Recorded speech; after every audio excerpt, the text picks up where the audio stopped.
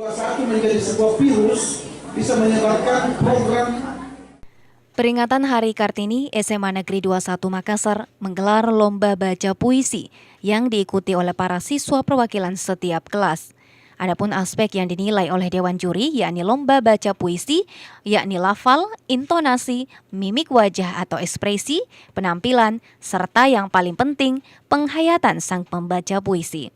Dari hasil penjurian, para wazilah terpilih menjadi juara 1, disusul oleh Aura di juara 2, serta Atila di juara ketiga.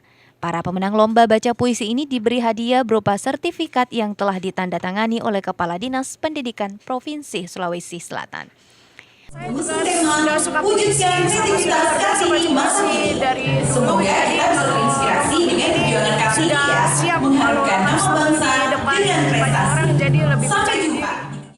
Untuk lomba dalam rangka memperingati Hari Kartini, yakni ada beberapa hal yang kami lakukan. Yang pertama adalah lomba parade kebaya, kemudian yang kedua lomba membaca puisi, ketiga lomba membaca surat-surat Kartini, ketiga lomba duta ramah anak, terus untuk pelaksanaan upacara sendiri itu adalah semuanya dari siswa putri.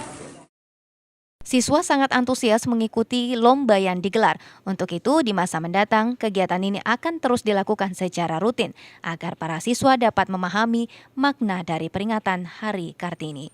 Ihsan, Fajar TV dan Fajar Radio melaporkan.